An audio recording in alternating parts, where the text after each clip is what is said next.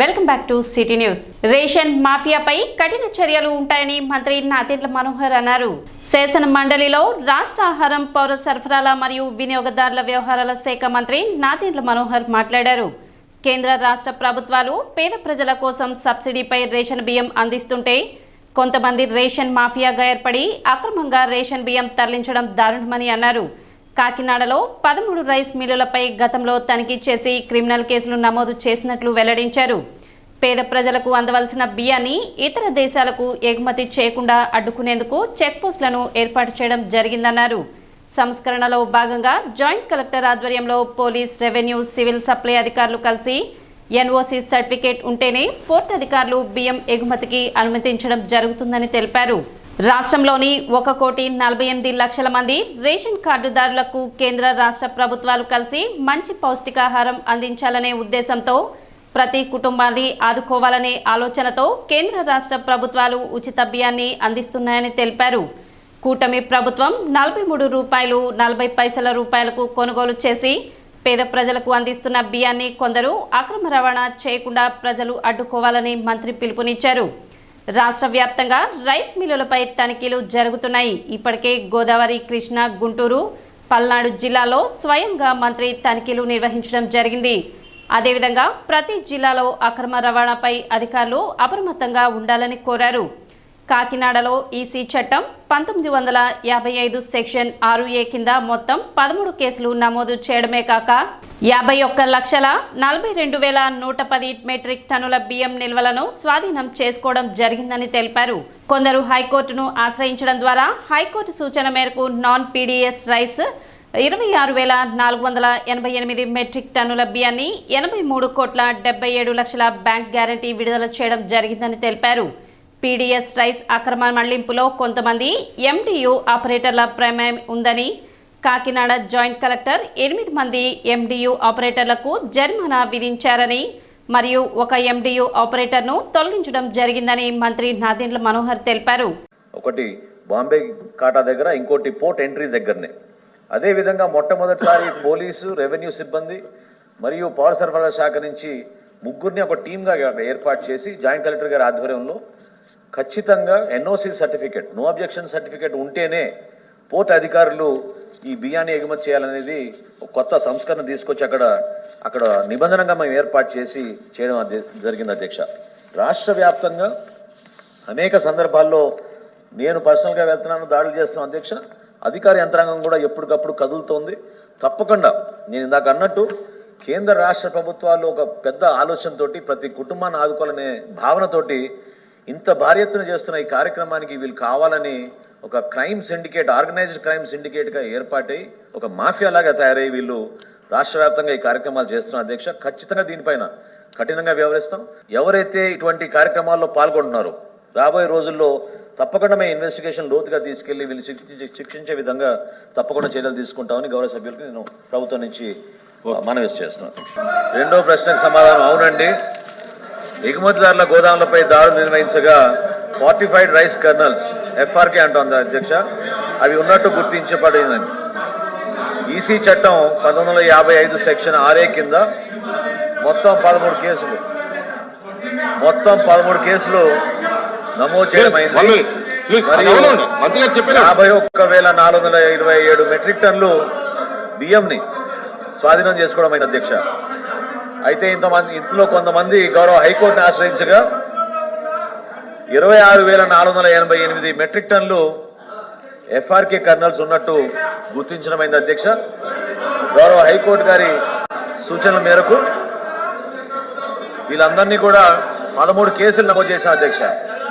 13 కేసులు నమోదు చేసిన వ్యక్తుల పైన బ్యాంక్ గ్యారంటీలు 83,77,00,000 బ్యాంక్ గ్యారంటీలు వాళ్ళు పొందుపరిస్తే నాన్ పీడీఎస్ రైస్ అయితే ఉందో నాన్ పీడీఎస్ రైస్ని వాళ్ళకి తిరిగి ఇవ్వమని గౌరవ హైకోర్టు గారు ఆదేశాలు ఇచ్చారు అధ్యక్ష. దానికి అనుగుణంగా అక్కడ పేద ప్రజలకు అందాల్సిన ఈ బియ్యంని ఏ విధంగా వీళ్ళు దుర్మార్గంగా ఇతర దేశాలకి తరలిస్తున్నారో దానిపైన చర్యలు తీసుకోవడానికి అక్కడ చెక్ పోస్టులు కూడా ఏర్పాటు చేయడం జరిగింది అధ్యక్ష. సి ప్రశ్నకు సమాధానం, పీడీఎస్ రైస్ అక్రమ మళ్లింపులో కొంతమంది ఎండియు ఆపరేటర్లు ప్రమేయం ఉంది అధ్యక్ష.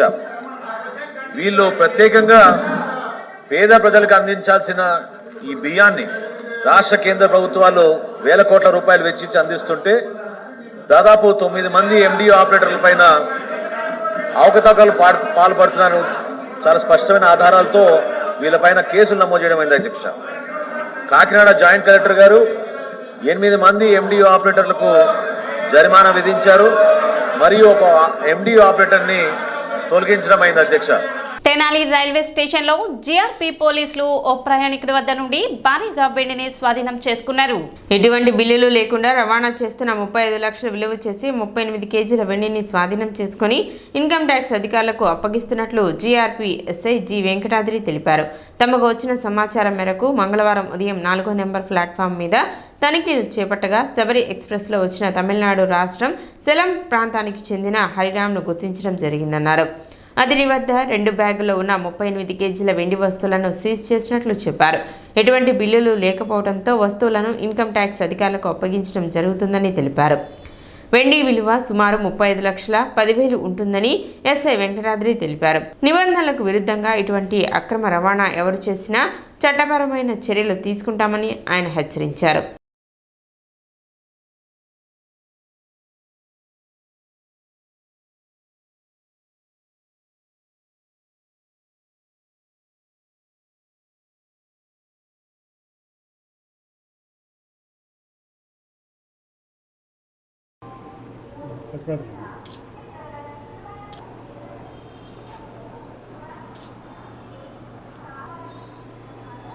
సాధారణ తనిఖీల నిమిత్తము నేను మా హెడ్ కానిస్టేబుల్ మూర్తి, కానిస్టేబుల్ సురేంద్ర, శ్రీనివాస్ వెంటబెట్టుకొని నాకు ఉన్నటువంటి సమాచారం మేరకు మధ్యవర్తులను ఇద్దరిని వెంటబెట్టుకొని తెనాలి ప్లాట్ఫామ్ నెంబర్ 4లోకి వెళ్ళగా ఒక వ్యక్తి శబరి ఎక్స్ప్రెస్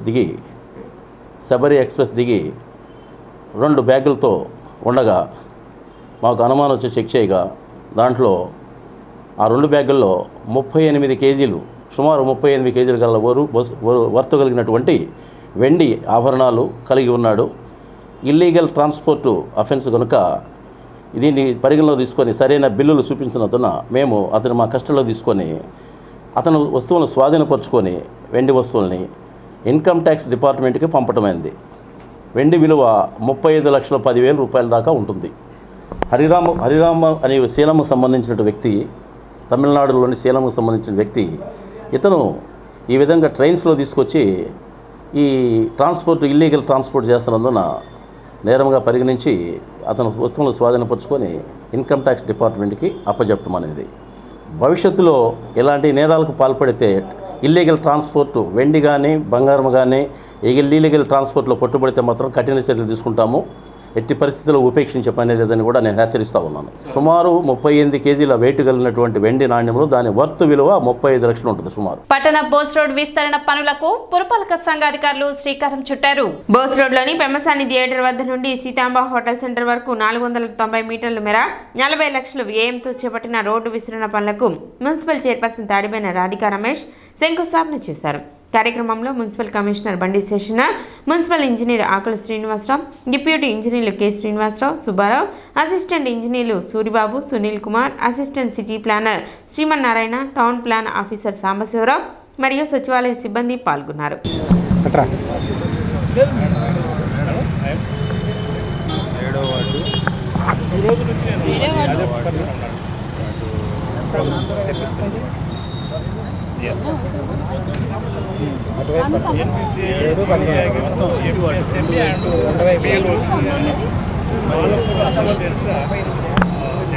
ముందుగా అందరికీ నమస్కారం. ఈ రోజున బోస్ రోడ్లని 7వ వార్డు, 15వ వార్డు, 19వ వార్డు ఈ 3 వార్డులకు సంబంధించిన ఈ బోస్ రోడ్ని ఈ రోజున శంకుస్థాపన చేసి స్టార్ట్ చేయడం జరుగుతుంది. అలానే ఇది ఎస్టిమేషన్ చేసి మొత్తం 40 లక్షలకి శాంక్షన్ చేసాం జనరల్ ఫండ్లోని. అలానే మీ అందరికీ తెలిసిన విషయమే, ఎంతో రద్దీగా ఉండేది ఈ రోడ్డు వచ్చేసి. ఎంత ఇబ్బందిగా ఉందంటే ప్రజలకి యాక్సిడెంట్లు జరగటాన చాలా రద్దీగా ఉండేది. కాబట్టి ఈ సమస్య అనేది మేము దృష్టిలో పెట్టుకొని ఈ రోడ్ని వేయటం జరుగుతుంది. అలానే మన పట్టణంలో అభివృద్ధి కార్యక్రమాలకు శ్రీకారం చుట్టారు. గౌరవ సివిల్ సప్లై శాఖ మంత్రులు గారు, గౌరవ చైర్పర్సన్ గారు, వైస్ చైర్మన్లు, వార్డు మెంబర్స్ అందరూ కూడా 4 రోజులకి కిందటనే శివాజీ సర్కిల్ నుంచి గాంధీ రోడ్డు వైపు గాంధీ పార్క్ వరకు రోడ్డుకి ఇరువైపులా రోడ్డు వర్క్ను ప్రారంభించడం అయింది.